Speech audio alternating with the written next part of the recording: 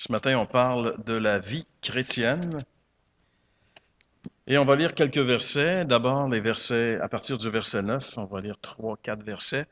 9, 10 et 11, 3 versets en réalité. Philippiens, chapitre 1er, versets 9, 10 et 11. Et voici ce que je demande dans mes prières, c'est que votre amour augmente de plus en plus en connaissance et en pleine intelligence, pour que vous puissiez discerner ce qui est essentiel.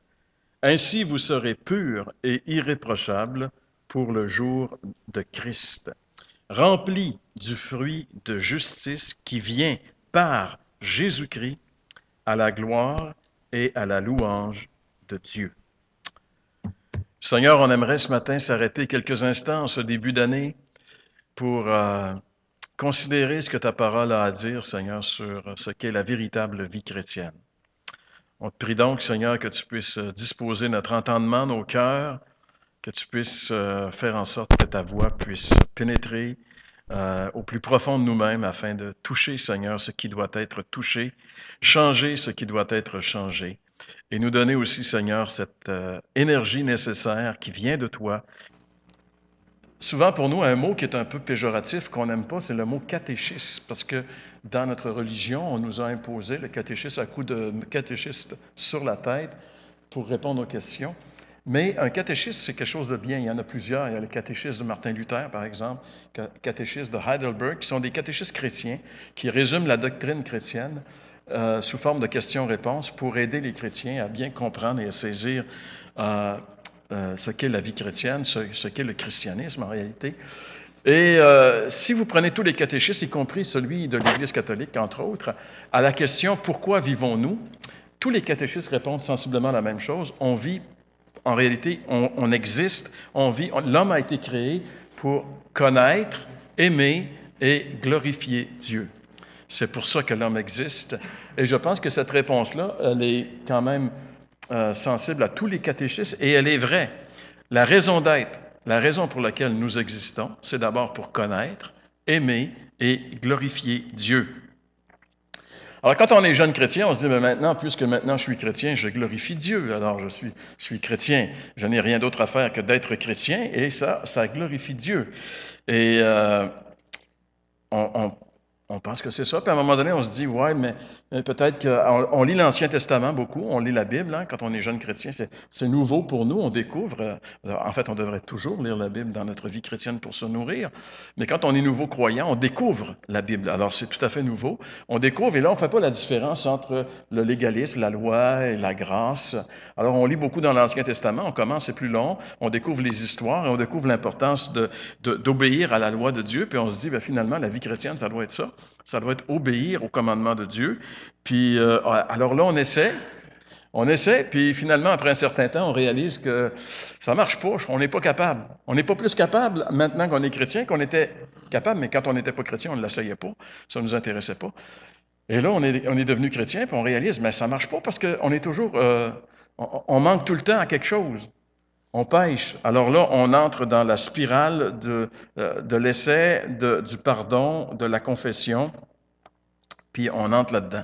Et puis finalement, on continue notre lecture, on arrive dans le Nouveau Testament, et là, on découvre des choses tout à fait renversantes. La lecture de la Bible nous permet de découvrir c'est quoi la vraie vie chrétienne, et on réalise que c'est plus que d'obéir au commandement, c'est un nouveau principe. Par exemple, qui est clairement... maintenant c'est ça qu'il faut être.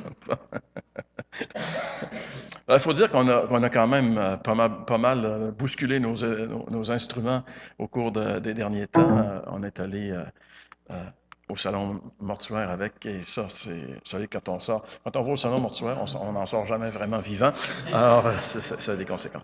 Alors, ici, j'ai Éphésiens 2, 8 chapitre 2, versets 8, 9 et 10, qu'on connaît par cœur tout le monde, dans la version ici, Parole vivante, qui dit « Oui, sa grâce seule est la source de votre salut, et cette grâce, vous l'avez saisie par la foi.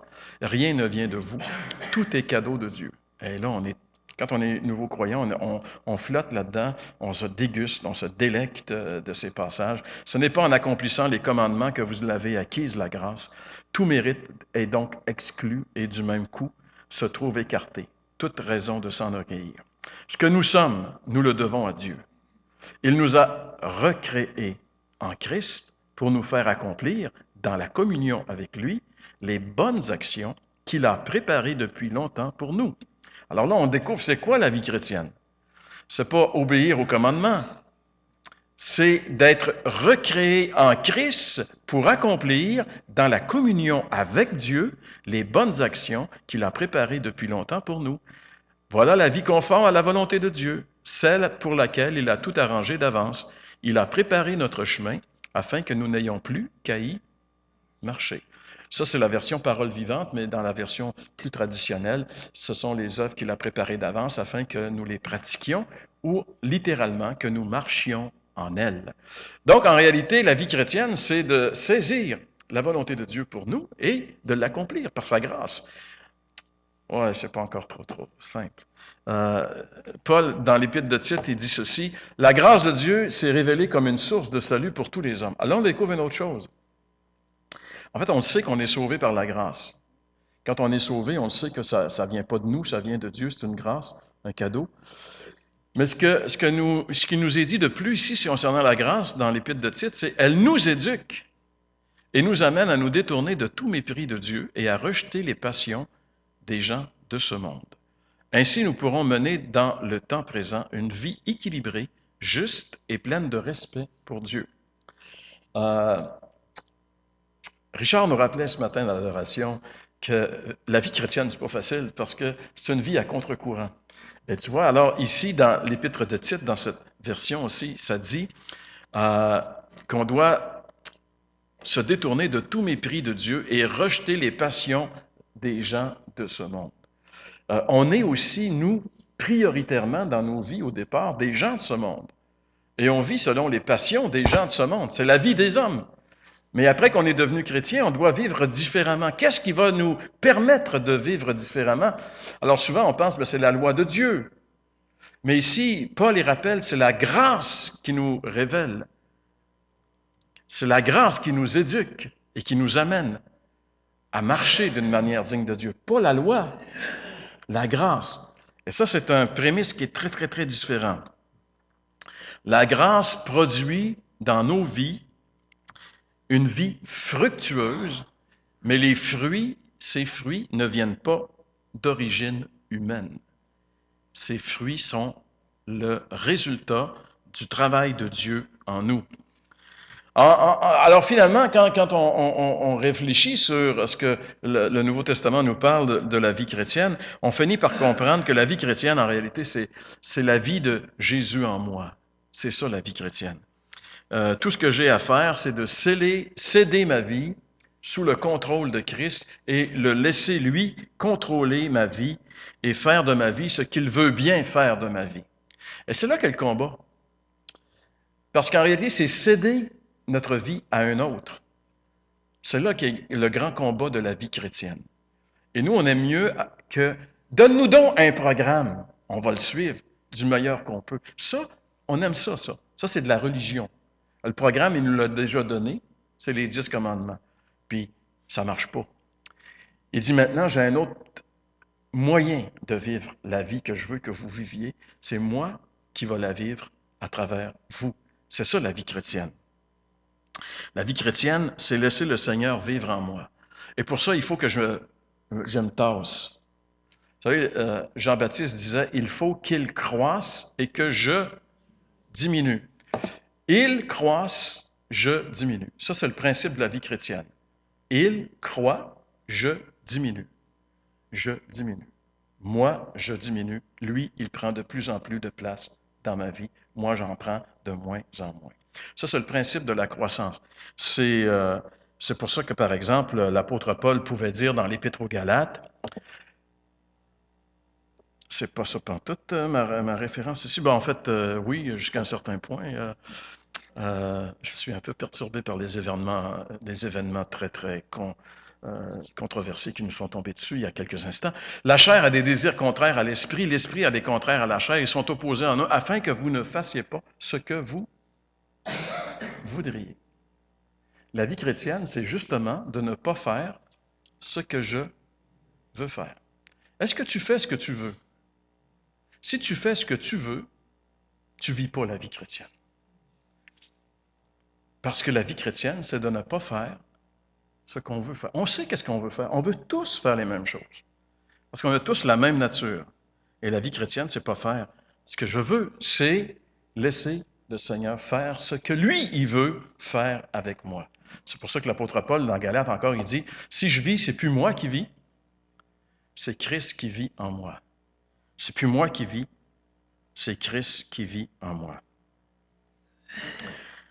Et là, j'arrive à comprendre une chose, c'est que la vie chrétienne, c'est pas une vie naturelle. C'est une vie surnaturelle. Si quelqu'un est en Christ, il est une nouvelle créature. Les choses anciennes sont passées. Toutes choses sont devenues nouvelles. Alors, je découvre à un moment donné que la vie chrétienne, c'est pas une vie chrétienne, c'est pas une vie planifiée. C'est pas une vie religieuse planifiée. Nous, on est des planificateurs nés. On est des êtres humains qui aiment ça. Regarde, on se fait un horaire. À telle heure, je fais ça. À telle autre heure, je fais ça. À telle heure, je fais ça. Puis, jusqu'à un certain point, c'est normal et c'est bon qu'on ait de l'ordre dans nos vies. Sauf que la vie chrétienne, c'est de dire, je permets au Seigneur de bousculer mon horaire. Je permets au Seigneur de faire ce qu'il veut de mon temps. C'est pas moi qui va diriger. Et si j'ai pas compris ça, ma vie chrétienne va devenir une vie de frustration. Parce que le Seigneur va imposer sa volonté contre la mienne. Et si je ne cède pas, si j'ai pas appris à comprendre le principe de discerner les choses pour le laisser vivre, je vais être frustré. Pensez l'apôtre Paul. L'apôtre Paul, on voit très, très bien dans le livre des Actes des Apôtres. Alors, il a décidé, lors de son deuxième voyage, d'aller dans tel endroit, tel endroit, tel endroit. Et quand il vient pour s'en aller dans tel endroit, la Bible dit que l'Esprit de Dieu ne le lui permit pas. Il a été empêché. Il n'a pas été capable d'y aller. Alors, il dit, on me diriger par l'autre place. Il s'en va pour aller vers là. Encore là, c'est fermé. Alors, si cet homme-là avait vécu de ses propres ressources, sa propre justice, savez-vous qu'est-ce qu'il aurait fait? Il aurait dit, vu que c'est comme ça, OK, bonsoir, moi je passe à autre chose, merci, je m'en vais. Comme beaucoup de chrétiens font très souvent. Si c'est ça la vie chrétienne, merci, moi je vais faire autre chose. Je vais continuer ma vieille vie d'avant. C'est bien plus facile. C'est beaucoup plus facile. Je vais prendre le contrôle des choses et moi, je vais faire les choses. Mais ce n'est pas ça la vie chrétienne. En résumé, la vie chrétienne, c'est simple, c'est je dois me laisser remplir et diriger par le Seigneur. Lui, il va me conduire sur les chemins des bonnes œuvres qu'il a préparées pour moi, comme il est dit dans Éphésiens chapitre 2 et le verset 10. C'est simple. C'est un beau principe. C'est des belles paroles. Mais la question cruciale à laquelle j'aimerais vous inviter à répondre ce matin, c'est comment ça marche concrètement? Dans la vraie vie. C'est pas la vraie vie, la vraie. V-R-A. La vraie vie. Comment ça marche dans la vraie vie? Eh bien, le passage que nous allons ici voir ensemble, que nous avons lu dans Philippiens, je pense, répond à cette question de la vie chrétienne très pratique. Et j'aimerais juste y répondre à l'aide de 5 mots qui vont devenir nos 5 points de ce message. D'abord, comment ça marche la vie chrétienne? Premièrement, le mot primordial. Il doit y avoir dans nos vies des priorités qui sont immuables, qui sont là. Deuxièmement, profondeur, toujours dans le verset 9 de Philippiens 1. Troisièmement, perfectionnement, toujours dans le verset 9. Quatrièmement, priorité. Et cinquièmement, parachèvement. J'ai pris des mots avec des P, parce que ça, c'est la maladie du prédicateur, de l'homilétique, d'essayer de trouver des mots de même. C'est une maladie dont je suis atteint profondément. J'espère que le Seigneur va me guérir de ça en 2014.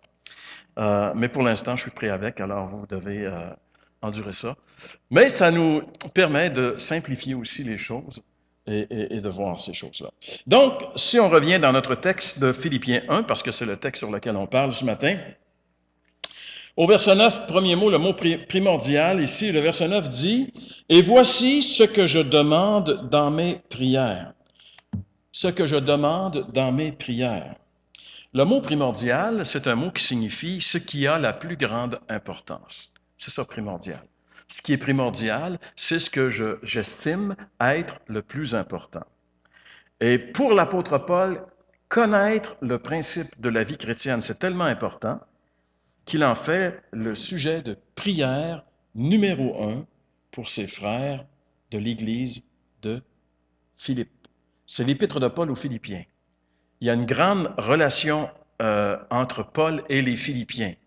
Les Philippiens ont envoyé un don à Paul qui est en prison à Rome pour l'aider. Vous savez, dans les prisons, dans ce temps-là, là, c'était pas comme aujourd'hui. Si tu n'avais pas amené ta nourriture, tu ne mangeais pas. Si tu n'avais pas amené tes couvertures, tu gelais. Alors, regarde, c'était, nous, tout ce qu'on te fournit, c'est les barreaux, puis les coups de fouette. Ça, c'est fourni. Le reste, c'est sous ton aile, c'est toi qui s'en occupe. Alors, les gens qui n'avaient pas d'amis pour prendre soin d'eux, là, ils faisaient vraiment dur. Alors, Paul, lui, il a eu de la part des Philippiens énormément d'aide. Alors, il est reconnaissant, il leur écrit pour les remercier de cette relation. Et vous savez que l'épître à Philippe, c'est justement, Paul ne serait jamais allé à Philippe. C'était pas dans son plan. Tu sais, quand on parle des plans tantôt, là. Paul, quand il était arrêté, quand Dieu l'a arrêté, des fois Dieu nous arrête. On se dit, ah, c'est-tu plate, la maladie ou n'importe quoi? Je suis arrêté, je ne peux pas rien faire. Oh, si on reconnaît que c'est Dieu qui est souverain sur ma vie, si je suis arrêté, c'est parce que c'est Dieu qui m'arrête.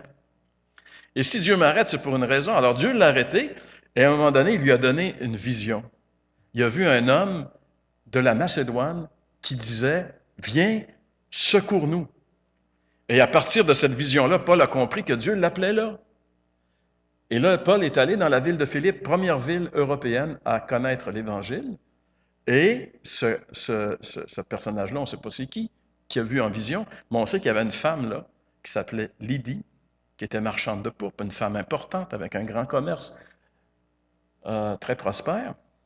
Et cette femme va se convertir et dans sa maison va naître une église, et c'est l'église de Philippe. Tout ça est arrivé pas parce que Paul l'avait voulu, parce que Dieu l'avait voulu en utilisant son serviteur.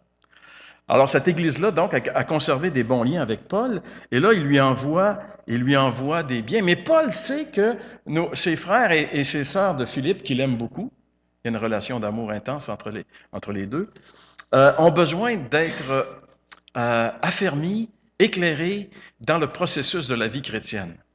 Et c'est pour ça que Paul, première chose qu'il fait ici, il prie pour eux. C'est un sujet de prière primordial pour Paul, pour ses frères et sœurs de Philippe, qu'ils saisissent qu'est-ce que c'est que la véritable vie chrétienne. Paul est concerné par la façon dont les chrétiens vivent leur vie chrétienne. Pour Paul, c'est important. Est-ce que moi, je suis concerné par la façon dont mes frères et mes sœurs vivent leur vie chrétienne? Parce que des fois, on voit des frères et des sœurs qui vivent sous le mauvais principe de la vie chrétienne.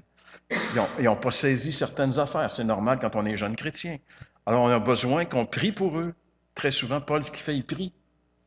Il prie pour eux. On a besoin de prier les uns pour les autres pour saisir c'est quoi la vraie vie chrétienne. Puis des fois, on a besoin d'aller plus loin que la prière. On a besoin d'exhorter nos frères, de leur parler dans l'amour. Et quand Paul prie pour les chrétiens de Philippe, il prie premièrement pour ce sujet. Paul sait très bien que c'est tellement facile de passer à côté de notre véritable raison d'être en tant que chrétien. C'est tellement facile. Paul a tellement vu rapidement, surtout chez les Galates, comment ces hommes qui partent avec un aspect spirituel vont tomber dans la religion très rapidement. Et Paul va les appeler Galates insensés. Qu'est-ce que vous êtes en train de faire? Parce que c'est dans la nature humaine de retourner vite dans la vieille façon de vivre. Je me rappelle la première fois que j'ai entendu Jeff Lorrain parler en personne, j'étais allé à un cours d'éthique qu'il donnait à Montréal, et puis il parlait justement de ce aveugle-né qu'on retrouve dans Jean chapitre 9. Il dit, ce jour-là, cet aveugle-là a recouvert la vue, Jésus l'a guéri, il est allé se laver les yeux dans la piscine de Siloé, puis là, il a commencé à voir. C'était la première fois de sa vie qu'il voyait. Et là, Jeff nous dit, il y avait un problème. Comment il va retourner chez eux ce soir? Parce que lui, pendant toute sa vie, quand il retournait chez eux, il était aveugle, il avait construit des repères qui lui permettaient d'aller. Alors, il dit, la meilleure façon pour lui d'arriver le plus vite chez eux, c'est de se fermer les yeux, puis de vivre comme il faisait avant. Mais maintenant, il a la vue. Sa vie est changée, il voit. Il ne peut plus. Tu sais, je veux dire, il ne peut pas continuer à vivre les yeux fermés et à taponner les affaires. Maintenant, il voit. Alors, pour nous, c'est la même chose. Maintenant, on voit. On ne peut pas vivre comme on vivait avant si on a été libéré par Christ et si maintenant on a la nouvelle vie. Alors, cet homme-là, ces chrétiens, Paul sait qu'ils doivent être affermis dans cette façon de voir les choses. Et Paul sait très bien que tout se joue au niveau de la pensée. C'est là que se jouent toutes les choses. Garde ton cœur plus que toute autre chose, parce que de lui viennent les sources de la vie. Proverbe 4. Alors, la première chose qui doit être examinée dans nos vies chrétiennes, c'est nos motivations. Nos motivations. C'est pour ça que mon deuxième point était le mot profondeur. Nos motivations, c'est ce qui est profond, ce qui est caché, ce qui nous fait faire les choses qu'on fait. C'est pour ça que Paul, si vous revenez dans le verset 9, il dit « Et voici ce que je demande dans mes prières, c'est que votre amour augmente. » C'est au plus profond de nous-mêmes que se trouve la clé, on pourrait dire, de la source de la vraie vie chrétienne. Rappelez-vous du sermon sur la montagne, ce merveilleux sermon, chapitres 5, 6 et 7 de l'Évangile de Matthieu. Jésus dit, vous avez entendu dire, Moïse vous a dit, mais moi, je vous dis. Et là, qu'est-ce que le Seigneur est en train de dire? Moïse vous a dit, tu ne commettras pas l'adultère. Tout le monde est d'accord avec ça, c'est beau. Mais Jésus dit, mais moi, je vais aller plus loin. Si un homme convoite dans son cœur, dans ses pensées, une femme, il a déjà commis adultère. Alors, où est-ce que Jésus s'en va? Il est en train de dire, regarde, tu ne pêches pas juste en action, tu pêches d'abord dans tes pensées. Et alors le Seigneur, il est en train de dire, on a un problème avec nos pensées, et c'est là qu'on doit jouer, c'est là qu'on doit agir. Parce que pour Dieu, la raison pour laquelle on fait les choses est plus importante que les choses qu'on fait. Dans le Proverbe chapitre 16, verset 2, version sommaire, ça dit, vous pouvez penser que tout ce que vous faites est bien, mais c'est l'Éternel qui apprécie vos motivations.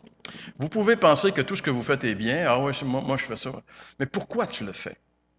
Pour Dieu, c'est ce qui est important. C'est pas ce que tu fais, c'est pourquoi tu le fais. Pourquoi tu es ici ce matin? Pourquoi tu vas à l'église?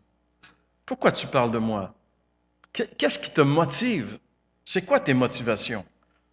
Et ça, c'est très, très important. On peut faire les bonnes choses avec des mauvaises motivations. Prêcher l'Évangile, c'est une bonne chose, non?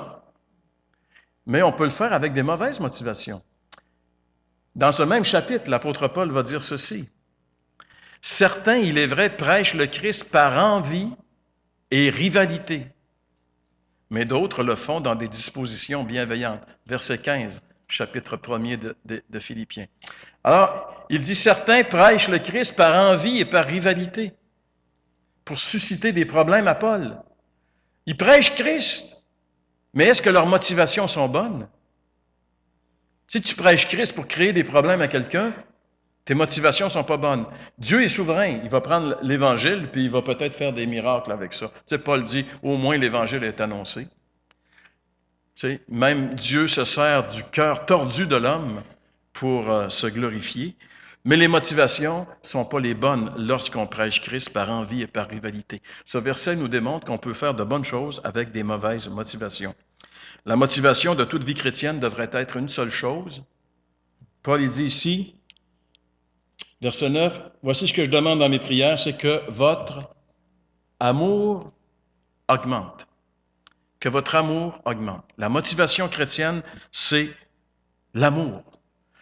Un jour, on a demandé à Jésus, c'était quoi les commandements? Qu'est-ce que l'homme devait faire? Jésus dit, tu aimeras le Seigneur ton Dieu de tout ton cœur, de ta force, commandement, et ton prochain comme toi-même. L'amour résume tous les commandements. Dieu d'abord, j'aime Dieu et j'aime les autres. Donc, l'amour, c'est la motivation. Toutes les autres motivations de ma vie chrétienne vont amener une vie chrétienne déviante.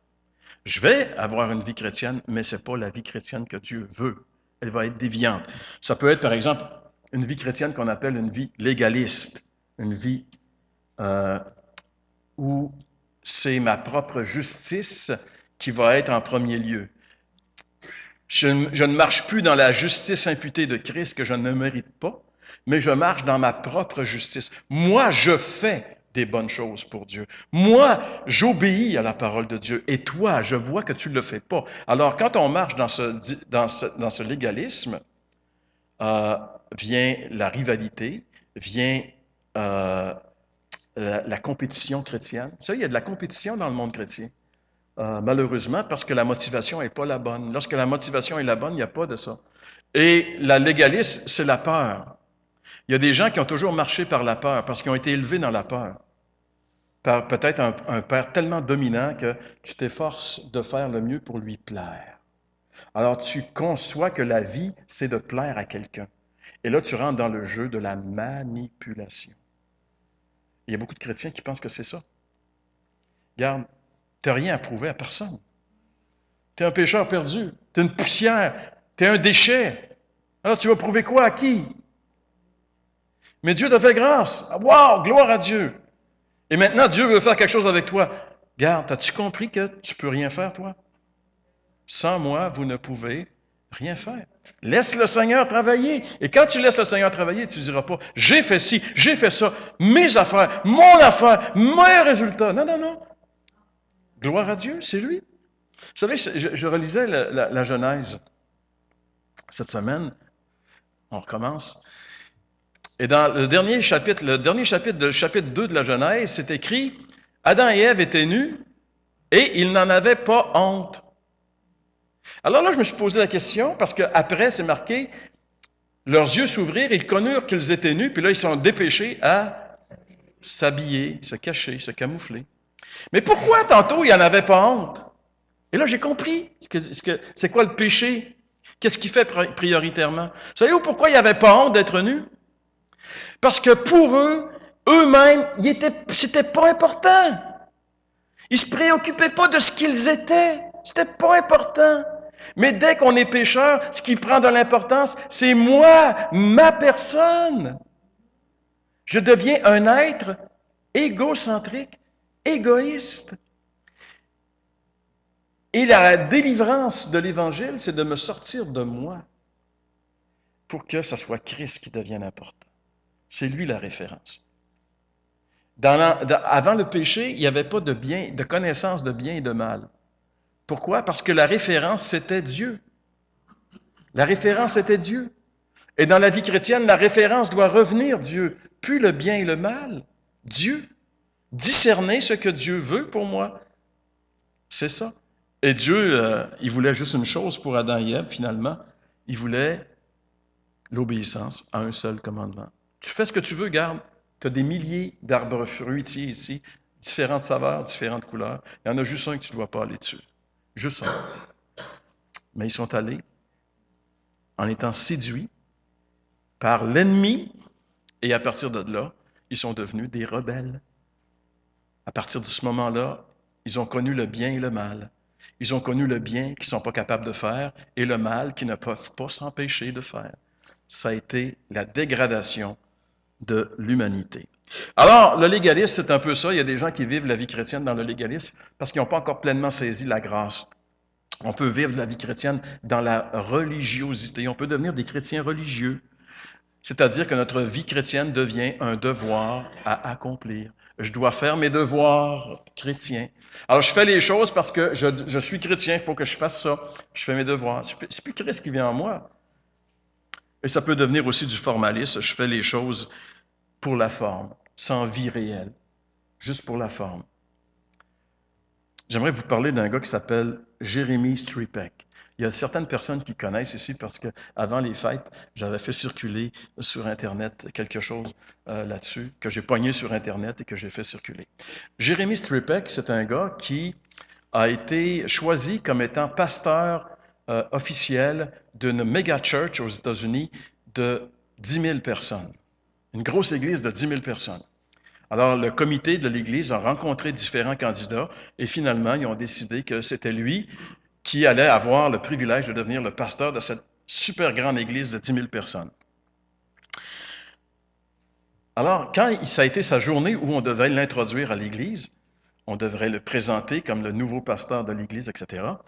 Alors, Jeremy Stripek a eu une idée géniale. Il a décidé, j'aimerais vous montrer sa photo ici, il a décidé de se présenter à cette église de 10 000 personnes comme un itinérant. Alors, il s'est présenté. Alors, 10 000 personnes, il y en a des gens qui rentrent à l'église. Alors, il a voulu juste s'approcher des gens pour leur parler.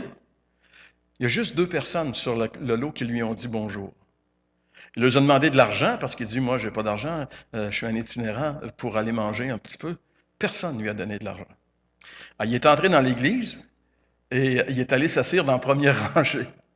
Alors, il y a 2 placés qui sont venus très discrètement, qui ont dit, très, très poliment, vous ne pouvez pas vous asseoir ici, venez avec nous. Alors, ils sont allés le porter dans la dernière rangée, s'asseoir dans la dernière rangée. Parce que, bien sûr, c'est un itinérant. Et là, les milliers de personnes sont dans cette église, sont remplies ils ont hâte, là, la tension monte. Et là, un des anciens, un des leaders se lève pour dire que bientôt, on va introduire ce matin notre nouveau pasteur dans notre église. Et tout le monde est euphorique. Tout le monde applaudit, tout le monde crie. Et tout d'un coup, la personne dit, on va demander au pasteur de s'approcher. Et les gens voient cet itinérant derrière se lever et descendre l'allée et s'en aller au micro. Et là, les gens sont complètement désabusés. Et là, cet homme-là va prendre le micro, il va dire « J'étais nu, vous ne m'avez pas vêtu, j'ai eu faim, vous ne m'avez pas nourri. » Et là, dans l'assemblée, il va commencer à avoir des pleurs, des gens vont commencer à pleurer, reconnaître ce qu'ils sont finalement. C'est une très, très belle leçon d'objet. Et là, le pasteur va dire, bon, c'est assez cette semaine pour la réunion, on revient la semaine prochaine.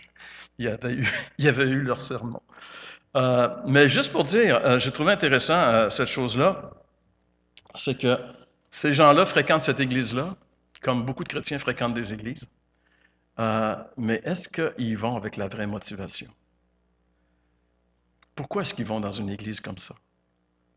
Quand un itinérant est au milieu d'eux et qu'on ne lui parle même pas. Qu'est-ce qui arrive? Vous savez, l'amour, ça doit être le carburant de notre vie chrétienne. L'apôtre Paul dit dans Romains 12, verset 1, « Frères, puisque Dieu nous a ainsi manifesté sa bonté pour nous, je vous exhorte à vous offrir vous-même en sacrifice vivant, réservé à Dieu, ce qui lui est agréable. » La façon dont l'apôtre Paul bâtit ses messages, ses épîtres, il y a toujours une partie doctrinale et une partie pratique. Ce verset ici, 1 du chapitre 12 de Romains, c'est la penture où on passe de la partie doctrinale à la partie pratique. Et comment Paul le fait? Il dit, puisque Dieu nous a manifesté sa bonté pour nous. Comment Dieu nous a manifesté sa bonté? C'est les 11 premiers chapitres de l'Épître aux Romains où la bonté de Dieu est manifestée. Ce matin, on a vu dans le chapitre 5. La bonté de Dieu, c'est qu'il a envoyé son Fils subir la colère de Dieu sur la croix pour que nous, on n'ait pas à la subir. Alors, il dit, puisque Dieu a ainsi manifesté... Alors, la seule réponse sensée, logique à un tel amour, c'est d'offrir vous-même, de vous offrir en sacrifice vivant, réservé à Dieu. C'est ça l'amour. Je réponds à l'amour par l'amour. Dieu m'a tellement aimé que ce que je dois faire maintenant, c'est de m'offrir à lui. Et il dit, c'est le véritable culte que vous lui devez. C'est ça. On lui doit un culte véritable. C'est de s'offrir à lui pour le laisser vivre en nous, afin qu'il nous utilise pour l'accomplissement de sa volonté. Vous savez, dans l'Épître aux Corinthiens, 2 Corinthiens 5, au verset 14, Paul dit, « L'amour de Christ nous presse. » Il parle de la motivation. Paul, pourquoi est-ce que Paul évangélise, il va partout? L'amour de Christ le presse. Parce que si un seul est mort, tous sont morts. Et que si un seul est mort pour nous, il est digne que tous vivent pour lui. C'est ça la motivation véritable dont il est question ici. Notre motivation dans la vie chrétienne doit toujours être l'amour. C'est pourquoi Paul ici dit, ce que je demande dans mes prières, c'est que votre amour augmente. Mais l'amour dont il est question ici, c'est l'amour agapé. C'est pas l'amour sentimental qui vient et qui va, qui n'est que des émotions vagues. C'est un amour qui est un engagement. Un engagement. Vous savez, quand quelqu'un se marie, il se marie, normalement, il devrait être animé, surtout quand il est chrétien, par l'amour agapé.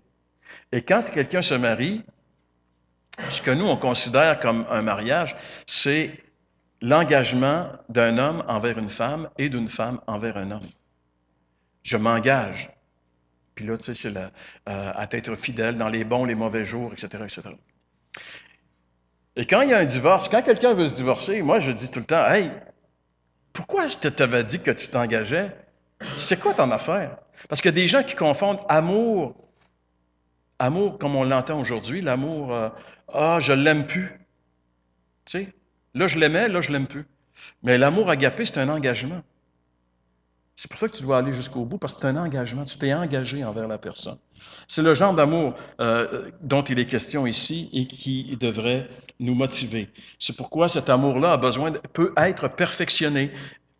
Et c'est pour ça, perfectionnement, Paul dit, je demande dans mes prières que votre amour augmente de plus en plus en connaissance et en pleine intelligence. Même si l'ingrédient fondamental ici, c'est l'amour, c'est pas suffisant. L'amour doit être enrichi, l'amour doit être perfectionné. William MacDonald, dans son commentaire, dit, Paul demandera-t-il pour eux richesse, confort ou délivrance de l'épreuve? Non, il prie pour que leur amour augmente de plus en plus en connaissance et en pleine intelligence pour le discernement. Le but premier de la vie chrétienne est d'aimer Dieu et son prochain. Mais l'amour n'est pas fait que d'émotions. Pour un service chrétien efficace, nous devons utiliser notre intelligence et notre discernement. Autrement, nos efforts se révéleraient inutiles. Donc, on a besoin de notre intelligence en plus de notre amour. Paul dit que votre amour augmente en plus grande connaissance et en pleine intelligence. On n'est pas des bouddhistes, on est des chrétiens, c'est différent. Dieu se sert aussi de notre intelligence. Dieu nous a donné une compréhension, une intelligence. Il faut raisonner et canaliser cet amour agapé. Comment? En y ajoutant ce qu'il nous dit ici, la vraie connaissance, le mot épignosis en grec, la vraie connaissance de Dieu, connaître Dieu et la volonté de Dieu. C'est pour ça ce matin, je vous parlais du bon Dieu, qui n'est pas le vrai Dieu. Le vrai Dieu, il est différent. Il faut le connaître. Il faut connaître comment il réagit, quels sont ses désirs, qu'est-ce qu'il veut, etc. Et je ne pourrais pas avoir un amour intelligent si je ne connais pas mon Dieu et si je ne connais pas la volonté de Dieu et une compréhension parfaite, comprendre les besoins des autres. C'est pourquoi Paul prie pour les Philippiens, que leur amour augmente en pleine connaissance et en intelligence. Et si ces deux qualités sont ajoutées à l'amour, ben ça va nous permettre de faire une chose essentielle, une qualité essentielle pour toute vraie vie chrétienne, le discernement. Le discernement. Il y a beaucoup de chrétiens qui n'ont pas de discernement ou qui ont peu de discernement. Il faut que notre discernement augmente et notre discernement n'augmentera pas si notre amour n'est pas perfectionné par la connaissance et la compréhension. Et ça nous amène aux priorités. Le quatrième point, le verset 10. Pour que vous puissiez discerner ce qui est essentiel. Tout n'est pas au même niveau et n'a pas la même importance dans la vie chrétienne. On doit apprendre à discerner quelle est la volonté de Dieu pour nous. Qu'est-ce que Dieu veut de moi? Vous savez, c'est tellement important que Jésus a dit ceci. Ce ne sont pas tous ceux qui me disent Seigneur, Seigneur qui entreront dans le royaume des cieux, mais seulement ceux qui font la volonté de mon Père qui est dans les cieux. C'est important. On ne peut pas faire la volonté de Dieu si on ne sait pas c'est quoi la volonté de Dieu. Et pour connaître la volonté de Dieu, il faut discerner la volonté de Dieu. Et pour discerner la volonté de Dieu, il faut que notre amour soit perfectionné avec la connaissance et l'intelligence. Parce que on va être obligé de prendre des décisions dans notre vie. Vous savez, la vie chrétienne, c'est des décisions. Notre vie est remplie de décisions.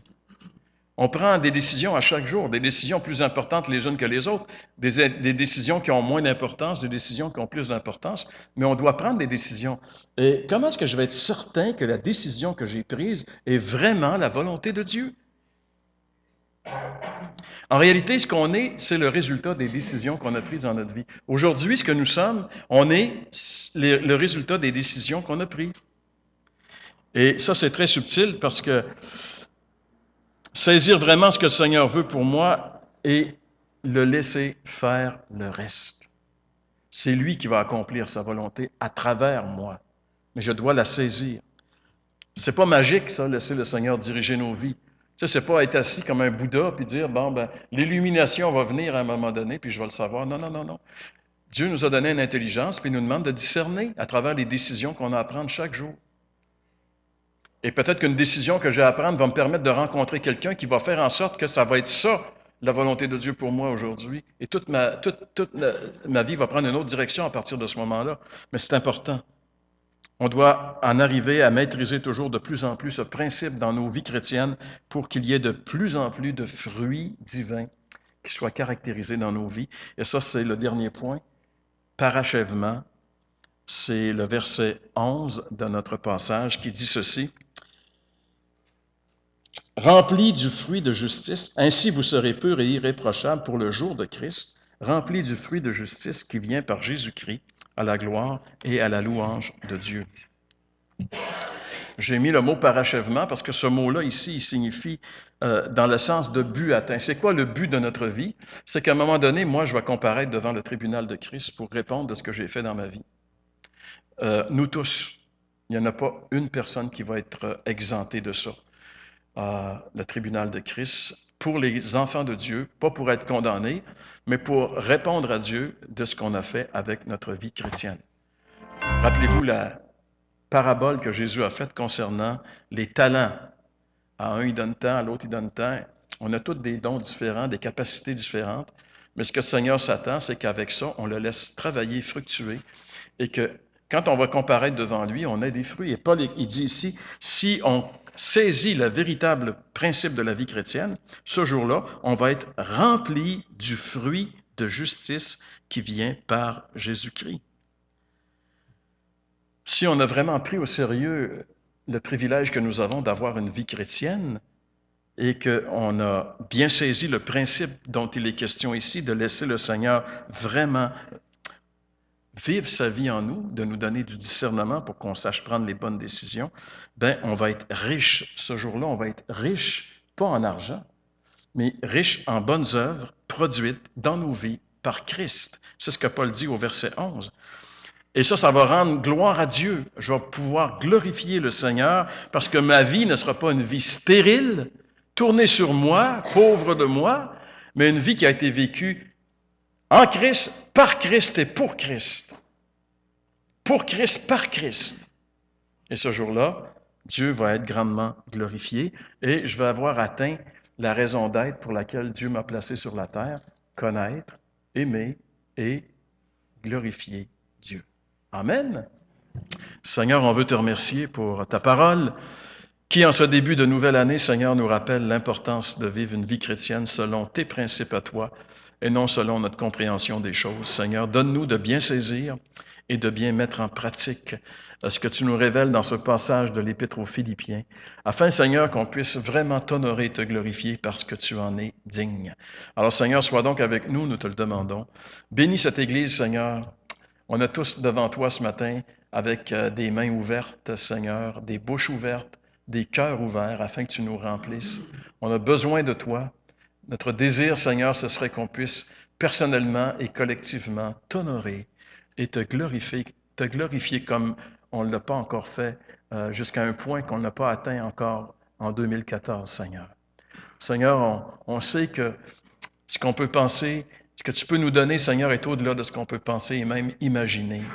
Dans ta grâce, Seigneur, tu peux faire des choses qui vont vraiment, Seigneur, t'honorer et te glorifier. C'est ce qu'on te demande en ce début d'année pour ton assemblée à Sorel, dans le nom de Jésus. Amen.